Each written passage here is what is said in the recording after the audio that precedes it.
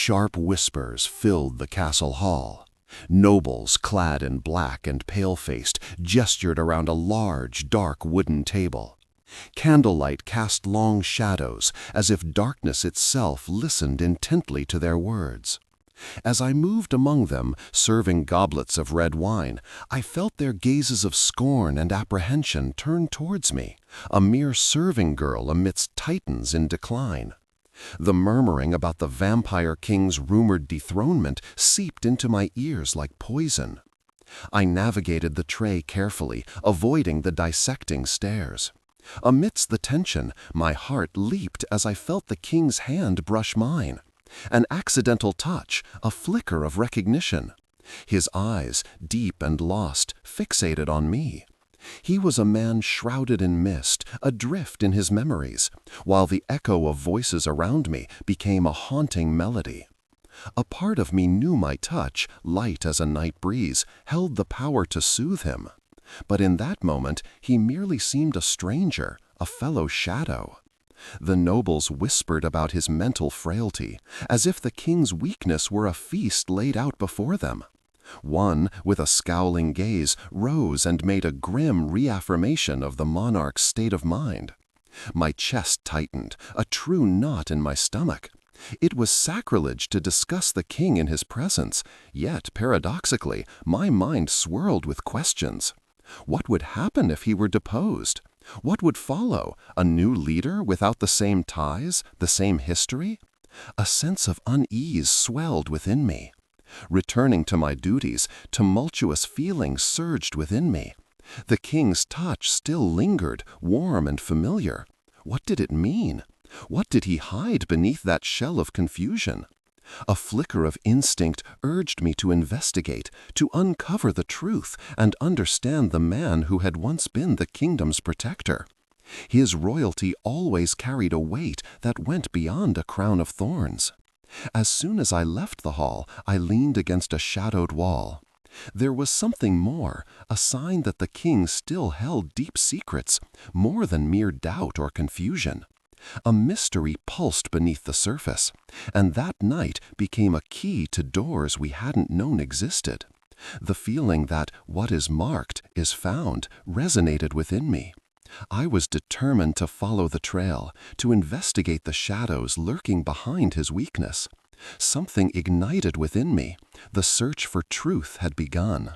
With tension in the air and the court's voices echoing like a warning, I knew the only way to unravel the king's secrets was to delve deeper into the night. Perhaps something was about to happen, something that would change the course of that shadowy kingdom, and I, by chance, was the key. The first lights of morning filtered through the castle's tall windows, creating patterns of shadows that danced along the solemn corridors. The weight of the previous night still hung over me, like a mist refusing to dissipate. The king's touch still burned on my skin, a constant reminder that something deeper awaited discovery. That morning, my routine during the royal breakfast service remained unchanged, but my mind was miles away. As I served, I felt the nobles' gazes, sharp and poised, as if they were waiting for something, a weakness, a slip. The scent of coffee and fresh bread, which usually brought comfort, now felt like a cloak of hypocrisy.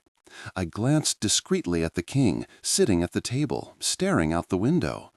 There was a nostalgia in his gaze, as if recalling a past slipping through his fingers, a past I needed to understand. I delved into flashbacks of my childhood, working tirelessly to support my family. The struggle for survival had made me an observer, always attuned to the dynamics around me. I knew the nuances of power, its dazzling gleam and its relentless fury. The wounds of the past and the king's present fragility danced in my memories, interwoven into a single narrative. The court was rife with intrigue, and the nobles merely awaited the opportune moment to strike. As I served a goblet to a count, I overheard him speak of the king with cruel details. He mentioned that his mental health was an opportunity for throne aspirants, a resource of power that could be exploited. Every word left his mouth like venom, and the silent scream of my conscience pleaded for me to act. But fear paralyzed me. What could I, a mere serving girl, do against those who moved with such cunning in the shadows? I decided I needed to know more about the king and his mental state. Conversations with the counselors who had once been loyal to him would reveal the mysteries surrounding his confusion. After my shift, I made my way to the castle library, a labyrinth of dusty tomes holding the echoes of past eras. In the silence, my determination grew. I moved from book to book, diving into the court's history, uncovering ancient alliances and betrayals that had shaped the kingdom. It was a territory rife with secrets, but it was upon finding mentions of a lost artifact that my heart quickened, a ring that had belonged to the king during his days of glory. It symbolized not only his royalty, but also the connection he had with his history and his people. Frustration began to trouble my spirit. Trust the nobles? It was too risky. I started to imagine them as pieces of a puzzle, each with their own agendas and ambitions. The pieces moved, but I only had a glimpse of the complete picture. What would happen if the king were stripped of his heritage? What would happen to those who waited in the darkness, ready to seize the throne upon his fall? I left the library with a new determination. I knew that to unravel the king's mystery, I would need more than courage. I would need allies. The connection I had felt that night could be the key, a key that would unlock doors that for now remained closed. As the world outside began to darken once more, I sensed that my search for truths had only just begun. The test of my destiny was fast approaching. What was truly marked in this kingdom? And what signs would reveal themselves? The future was about to unfold, and I couldn't stand idly by. The quest for truth urgently became my mission. The next morning, a restless unease grew within me.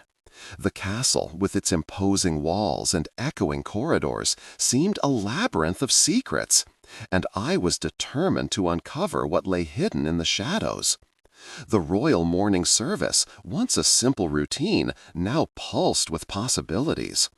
Among the nobles who frequented the hall, one name stood out in my mind: Lady Eliana. She was a king's counselor, known for her wisdom and for keeping the court's secrets. When I found Eliana, she was gazing into her wine goblet, lost in thought.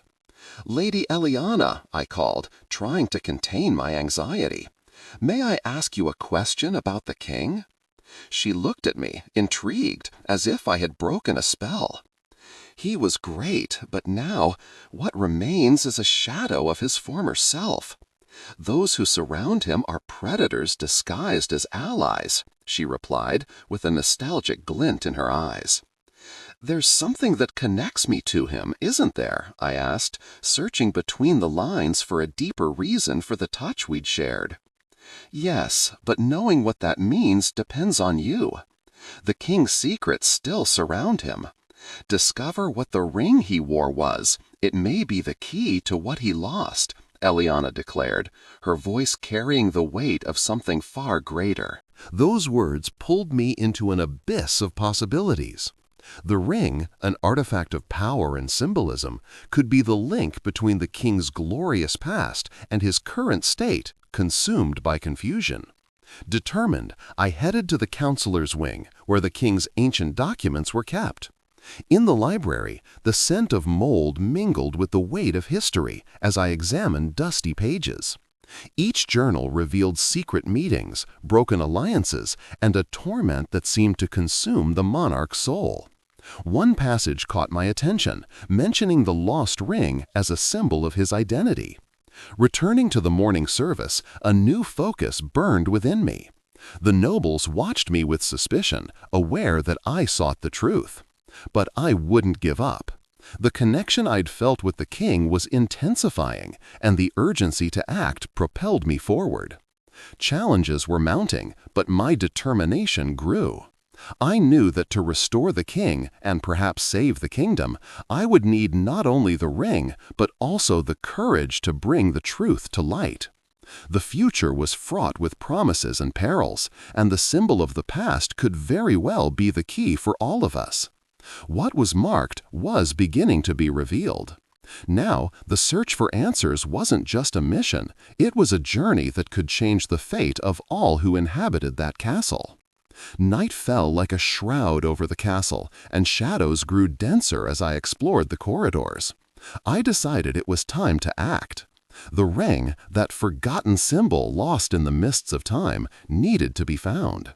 With the king's counselors waiting in silence, one false step would be enough for them to perceive my true intention. I was drawn to the castle's storeroom, a place housing relics accumulated over generations. The smell of aged wood and dust permeated the air, while the faint light of torches cast dancing shadows on the walls. Fear whispered in my ear, but determination pulsed in my heart. I knew what I sought was there, hidden among what had long been ignored. I moved carefully among the forgotten pieces, worn armor, ancient banners, and boxes holding objects that time had wrapped in dust. Each step was a reminder that there, among those scraps of history, something that could change everything might reside. The secret passage mentioned in the king's journals appeared to me like a shadow. In a more secluded corner, I discovered a rusted door, almost imperceptible. As I pushed it open, a creak echoed, like a cry of warning. The room that opened before me was filled with ancient objects, but above all, there was an aura of grandeur that couldn't be ignored.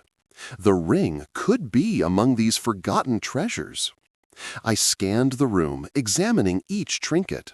A crystal orb, a broken crown, and then a banner that seemed to almost pulse with energy. Drawing closer, I noticed a carved wooden box. My heart pounded. As I opened the lid, the gleam of a ring shimmering in the darkness made my breath catch. The ring, with its deep red stone, was a reflection of the king's lost legacy. Before I could touch it, a deafening noise shattered the silence. Footsteps echoed through the corridors. Time was running out. I knew I couldn't be caught. If the court discovered my search, all would be lost. With the ring in my hands, a sense of urgency seized me, and I quickly slipped it onto my finger. Instantly, a wave of energy coursed through my body, as if the king's history unfolded in my mind. Visions of joy, of pain, and that connection that seemed to transcend time. A truth began to form, something that involved not only the king, but also the fate of the kingdom. Knowing that the hour of truth was approaching, I hid the ring beneath my clothes. But the feeling of being watched never left me. Haste took over, and as I walked out of the room, I glimpsed a shadow at the end of the corridor. It was one of the nobles, Lord Ivor, one of the court's most dangerous manipulators. His icy gaze paralyzed me for an instant. But I couldn't hesitate. The voices of the past still echoed in my mind, urging me forward. I felt that with the ring, I carried not only the king's heritage, but also the hope of a lost kingdom. It was time to uncover the truth and find the courage to confront those who sought the monarch's ruin. What I did next would change my destiny and shape the future of that court.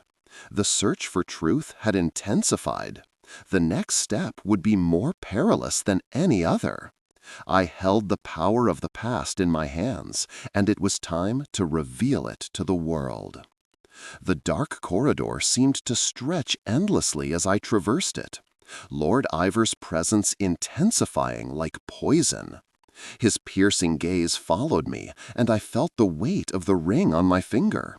Not just a jewel, but a burden and a responsibility that shaped my destiny. Every step I took was measured, calculated.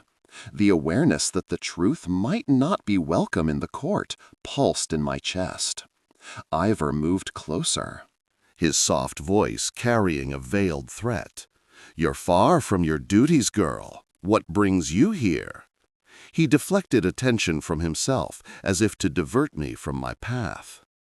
"Seeking knowledge," I replied, trying to sound confident. I knew he could sense my nervousness, but I had to maintain my composure. His laughter echoed, cold and like venom. "Knowledge can be a trap, especially here. Some secrets are best left buried." He drew closer, the space between us becoming suffocating. I leaned in, paying attention to every movement, every word. I took a deep breath, and in that brief instant of silence, an audacious idea germinated in my mind. The ring. Its energy seemed to vibrate, and I needed to use it to my advantage. "You, as one of the court's most influential nobles, wouldn't you be uncomfortable letting others decide the fate of our king?" I questioned, forcing my gaze to meet his, hoping to leverage his vanity. Ivor hesitated, the pause subtle but perceptible. "What do you mean by that?" "If we work together, we can ensure the king returns to his rightful place. You could be the pillar of his restoration," I articulated, my voice almost a whisper. The wordplay was risky, but there was no choice. "Ambition is a sharp blade, young one. One must be careful when wielding it," he replied, slightly intrigued, though inwardly his gaze grew more cautious. Feeling I was winning a battle, I smiled faintly. "The king's restoration would be a victory for all of us. Wouldn't it be better to secure our place in the new regime than to oppose it with hostility?" His eyes gleamed, no longer like a predator, but like a man calculating the advantages of his quarry. Time was running out, but the tension between us propelled me. I needed to know if I could trust him, or if he was a wolf in sheep's clothing. "Propose what must be done, and see if I'm willing to play this game," Ivor said, his voice more intimate now, like an invitation to a risky alliance. But there was a weakness, long perceived by the court, that lay before me. It was time to confront the malevolent intentions lurking in the shadows, and I could use that to create an opportunity. As Ivor spoke of alliances, manipulating the conversation to his advantage, I realized the search for truth had reached a new level. The ring pulsing on my finger was not just a symbol, but a bridge to the future. The balance of power in the court could shift, depending on my decisions. There, in that conversation under the dim light, a choice presented itself. To speak more of the truth, the king's legacy, and the secrets surrounding his reign would become the weight I carried.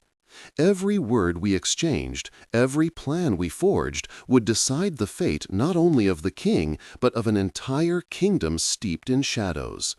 Truth, now, wasn't just about power, but of an awakening that could save or condemn us all.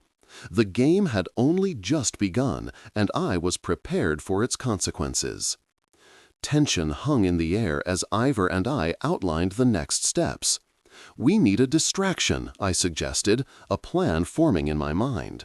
"If we create controlled chaos, we can act without raising suspicion." Ivor nodded, his attention sharpened. "Lady Aliana. She's popular and could be seen as a threat. If we create an incident that implicates her, many will abandon her." I agreed with the idea, but a knot formed in my stomach. Sacrificing Aliana could mean the end of a loyalty, but what was at stake was far greater. "We can discredit her," I affirmed, weighing the consequences. "That won't be easy," Ivor replied, a glint of skepticism in his eyes. "She has strong allies. Who would you be willing to sacrifice for this?" The dilemma weighed on me, but I maintained my resolve. "We can involve the discontented nobles. If we confront them, they'll sense the crown is vulnerable and attack." Ivor contemplated the idea, calculating its implications. That could raise suspicions, but if it's well orchestrated, it might work. We need to ensure loyalties are revealed in the shadows. I felt urgency pulsing in my veins. The ring on my finger was now a symbol of power, and the connection I shared with the king filled me with new hope. I can manipulate the guards, make them believe a betrayal is approaching. Fear can be a powerful tool. We need to act quickly, Ivor said, his tone growing more decisive. If we retreat now, the opportunity will vanish. A thread of emotion ran through me. The thirst for justice became urgent. It wasn't just for me or the king, but for the kingdom succumbing to fear and betrayal. I'm willing to do whatever it takes, not just to restore the king, but to secure a future where we are no longer mere pawns on a board. The alliance between us solidified. We continued talking, shaping our plan into an intricate web of lies and truths. The idea of confronting Lady Aliana took form, and the feeling of influence grew within me. Power was dangerous, but also liberating. As we outlined each step, I realized I had crossed a line. The compassion that once surrounded me was fading, replaced by the urgency to act. The game had begun, and the pieces were being moved under my control. With ambition burning like a flame, my journey toward truth became a growing dance between light and shadows. The choices we made would advance or condemn the kingdom forever. Time was running out, and in the end, it would be necessary to decide if truth was a burden or a foundation upon which to build something new. Aware of the consequences, I chose to press on. The battle was only just beginning. The atmosphere in the court was charged like thunder about to break. Shadows lengthened, and intrigues danced around us. The plan I had devised and aligned with Ivor now became a perilous path. Time was against us, and an unexpected victory awakened the need to act quickly. I summoned the guards under my sway, using the ring as a symbol of authority. "A plot against the king is forming," I declared in a murmur, the sound of my voice echoing like an alarm. "We must ensure loyalty remains intact, and Lady Aliana is the key to this betrayal." The guards' faces revealed disbelief, but a spark of doubt also ignited in their eyes. Fear was spreading, and I knew how to wield it. If we don't act now, we'll merely be spectators as the crown falls into the wrong hands. A flame of determination ignited my spirit. Lord Ivor watched from afar, his gaze like a serpent's, attentive to the unfolding movements. He knew the true game was about to begin. Meanwhile, the tension between the great nobles and the small group following Lady Aliana began to brew into open conflict. They were exposed, vulnerable to any strategic move on my part. The day of confrontation arrived. In a chamber filled with nobles, whispers turned to shouts. I was the shadow in the shadows, manipulating events. False accusations flew, and alliances shattered like shards of glass.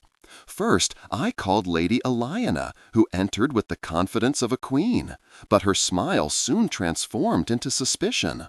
"What do you want, girl?" she questioned, her voice sharp. "I need you to explain your dealings with the discontented," I replied, taking the reins of the conversation.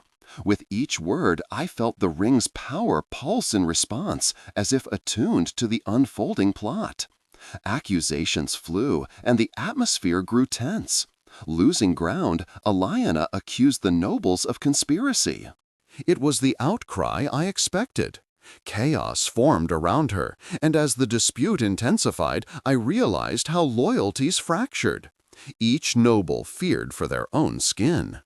Amidst the confusion, Ivor approached me. "The time is now. We must seize this vulnerability to take Aliana off the board." With a discreet signal, he was ready to play the last piece. Taking a deep breath, I turned towards the crowd and, raising the ring, displayed its opulence. "Here is the proof of betrayal. We can't even trust those who hold the highest positions." The tide turned toward me, and the uproar was palpable. Lady Aelana looked at me with horror, realizing the true gravity of the situation. A cry erupted. Nobles lunged at each other, morality fragmenting amidst the struggle for survival. It was the moment I had waited for. The confusion allowed the truth to surface beneath the chaos. With loyalties revealed, the kingdom began to unravel its strengths and weaknesses. But the battle had a price. I knew that by manipulating the forces at play, I was risking not only my safety, but also that of everyone who would emerge from this conflict. The ring shining on my finger could be the key to salvation or the sentence of damnation. As I watched the house of cards collapse, I knew the truth was finally beginning to emerge. The court, marked by secrets and betrayals, was about to awaken, and I, as the guardian of legacies and shadows, faced the uncertainty of the future, eager for a new horizon. Whatever happened from that moment on, I was determined to be the protagonist of change. The chaos in the chamber was indescribable. The nobles' shouts echoed, a chorus of accusations and despair. I, at the center of the maelstrom, felt adrenaline coursing like venom through my veins, strengthening my resolve. The ring on my finger pulsed with an intensity I had never felt. It was time to decide: act as a shadow or take the lead. In the frenzy, Ivor remained by my side, attentive, always calculating the next move. We need witnesses. If the truth emerges, it must be irreversible, he whispered, almost lost in the din of noise and tumult. Soon, I noticed a familiar witness among the nobles, Selene, a friend of Aelana, who stood on the sidelines watching in astonishment. Her restless eyes pleaded with me for help. It was a crucial moment. "Selene!" I cried out, and her gaze fixed on me. "Come here, the kingdom needs your voice," I called to her, pulling her into the center of the confrontation. She hesitated, but approached, clearly reluctant to expose herself to such chaos. "What's happening?" she inquired, her voice fearful. "The truth about Lady Aelana. You saw her interactions with the discontented, didn't you?" I pressed, pleading for her courage to overcome her fear. Each word was a thread weaving the destiny of that scene, and seeing her hesitate, my determination solidified. Selene inhaled deeply and turned to the agitated assembly. She was plotting, whispered conversations about an uprising. We cannot ignore this. Her declaration turned the chaos into a hesitant silence. Several eyes turned to Aelana, a cornered beast. With that, doubt grew among the nobles, and loyalties began to flutter like leaves in the wind. A faint hope invaded my heart upon seeing the collective power mobilizing. The truth was beginning to be re-established, even amidst unchecked ambition. But Aelana's alliance wouldn't break easily. She rose again, now unable to hide her frustration. "You are a traitor, Selene! How dare I trust you?" she interrupted, her voice resounding with rage. The confrontation was far from over. A noble, resting in a corner and observing the scene unfold, rose and questioned. "What if this is a trap, a farce to bring her down? What stops us from falling into true betrayal?" The tension mounted, and I realized the game was more complex than I had supposed. However, there was still time and room to turn the tide. "Truth is a blade, and it can wound as much as it heals," I said, raising my voice to be heard. "Acting with wisdom is our only way out." The ring on my finger seemed to answer the call. I felt the strength that emanated, penetrating the confused spirits around me. We dared to confront Aelana. We could not only save the king, but also take a significant step towards a new order in the court. Yes, we know the truth, even if we're afraid to face it, I confirmed. If we remain silent, darkness will consume us. We must move forward and face the consequences together. Before these councils, the nobles hesitated, but the spark of unity among them began to shine. The clash between betrayal and loyalty was about to intensify, and every choice made in that moment would have enormous repercussions. As the atmosphere became electric, the battle was not just a struggle for power, but a search for truth and a new beginning. I knew I couldn't retreat. My role as a guide in that reality was becoming clearer. It was time to organize the shadows and shape a new future, one built upon knowledge and, perhaps, freedom. The definitive clash was approaching, and as the protagonist, I felt alive for the first time.